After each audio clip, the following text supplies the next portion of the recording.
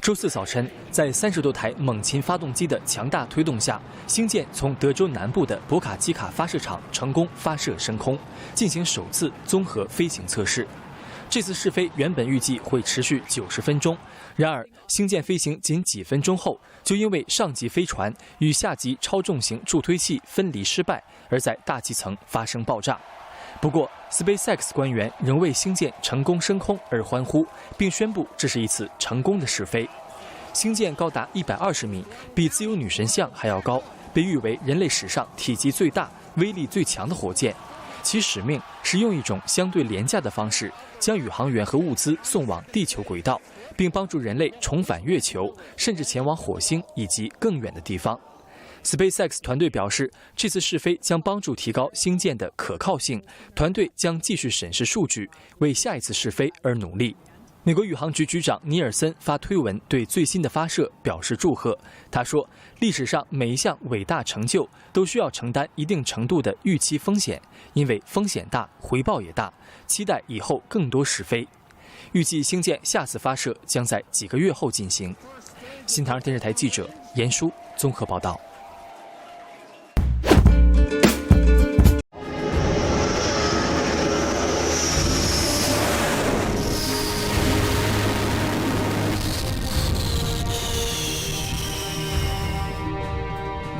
紧接着2013年，我们成立现代航空兵部队，要解决舰载机上舰、飞行员培养的一系列问题。这是一个起点，它的意义在实现了舰载航空兵部队的零的突破。当时面临的困难，应该说是上舰技术的空白，大家一起琢磨，不停地迭代，最后呢找到一个正确的方式。Transforming from land-based to carrier-based meant a change in strength as well as reach. The Navy's strategy was shifting from offshore defense to blue water operations. 既是见证者，也是参与者，也是历史的创造者。我们第一次就采用了低空发射反舰导弹的这样一个战术剖面，这个是紧贴实战的。它的意义就在于航空兵从能上舰到能作战的一个转变。我是2枚反舰导弹同时发射在低空，我写了一个英语在头盔上 ，shoot them。当时我到了300米高度，其实我扳机已经扣下去了，但是没有看到预想中的那个 shoot。然后我检查了一遍，发现自己的操作应该说没有问题。这个时候我带一个仰角继续爬升，突然之间这2枚弹掉了，我看到 shoot 这个字母出现了，2枚弹从左到右依次发射出去。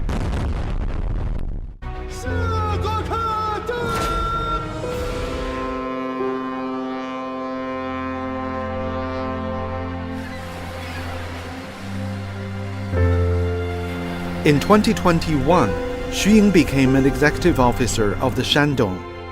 建设一流海军，离不开一支强大的航母编队，它是捍卫我们国家主权、安全、发展利益的战略平台。The carrier's home port is in southern China's Sanya, guarding the South China Sea. 这个是我们在进行舰载机出动回收的模拟的这个推演。航空保障的重点就是保障舰载机的起飞和着舰，怎么样提高航空保障能力？我具备快速出动和快速回收的保障能力，这是我要努力的目标。每一个飞机的停机位距离非常近，充分的运用了整个甲板这15000多平方米的这个面积。那现在飞机的数量是越来越多，这个保障的难度、操作的难度是越来越大。那么我们最后要达到满载出动，所有的飞机上舰，有望今年我们就能达到它最好的状态。我们设定了这个最大的出动量的这个飞机。然后飞机的回收呢，也尽可能的快，让飞机以最短的间隔来着舰。好，然后注意它。叫 clean deck 啊 foul deck 这两个状态。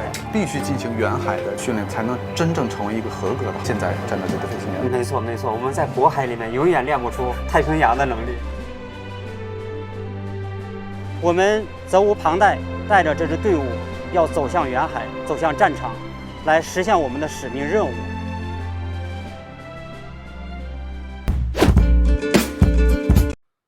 上海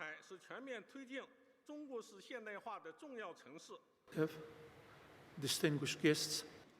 社会保障体系和医疗卫生体系，用短短几十年时间、几百年的工业化历程，规模最大的义务教育体系、社会保障体系和医疗卫生体系，用短短几十年时间，走完了西方发达国家。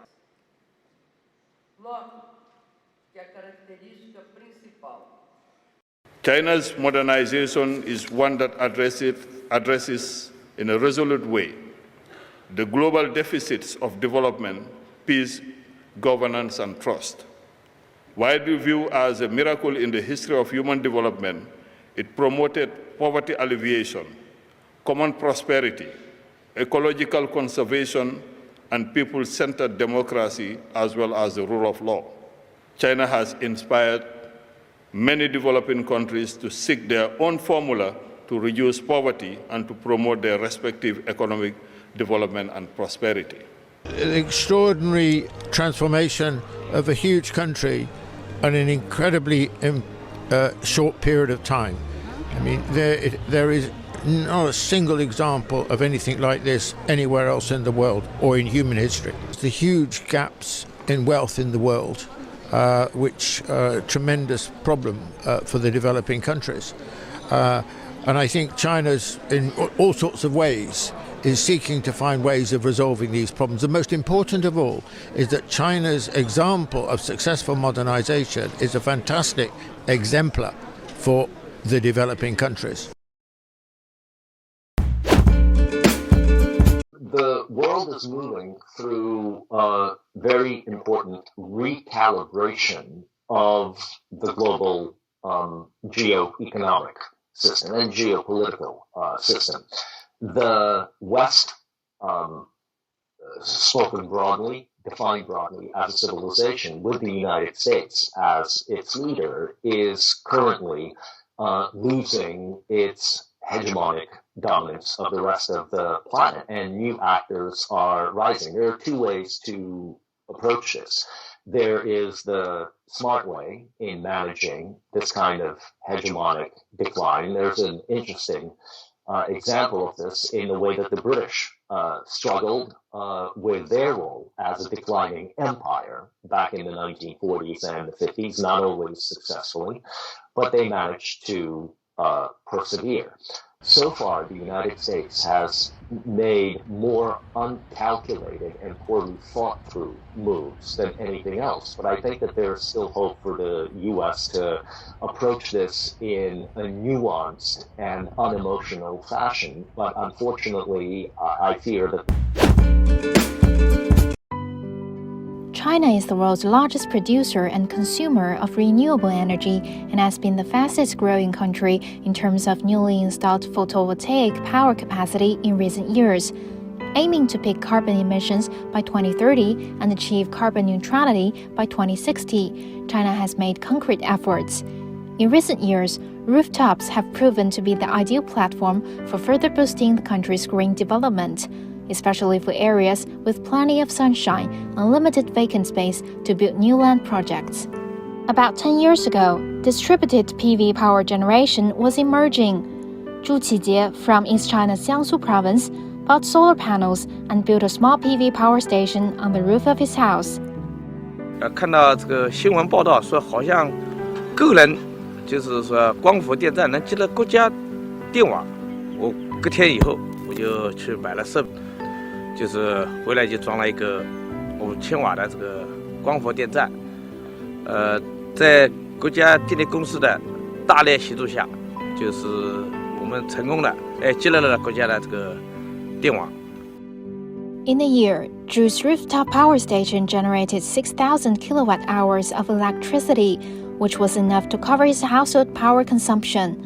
From selling the remaining electricity to the power company and government subsidies, he secured an extra income of nearly 4,500 yuan. In 2022, the country saw its newly installed PV capacity exceed 87 gigawatts, among which distributed PV added 51.1 gigawatts, up 74.5% year-on-year. In Pinyin County, East China's Shandong province, rows of solar panels on top of villagers' roofs glisten under the spring sun. Some 80% of 388 villages in the county have installed similar devices, which helps the county reduce carbon emissions by over 2,100 tons per month. Local villager Yang Guangying rented out her roof to a PV power company. 我是9月份安上的，大概到了12月份吧，我那卡上就打了500来块钱。She said the clean electricity generated by the solar panels met the power demand of increasingly deepening mechanization in farming. In central China's Henan province, people are also utilizing the idled roofs to generate power. 2019年，我就是安了在家房顶上安了手牵网光伏，结果一运营之后呢，就是每个月要产生1000多块钱的效益。Statistics show that in 2022, the total output value of China's PV industry exceeded 1.4 trillion yuan, with related exports reaching $51.2 billion.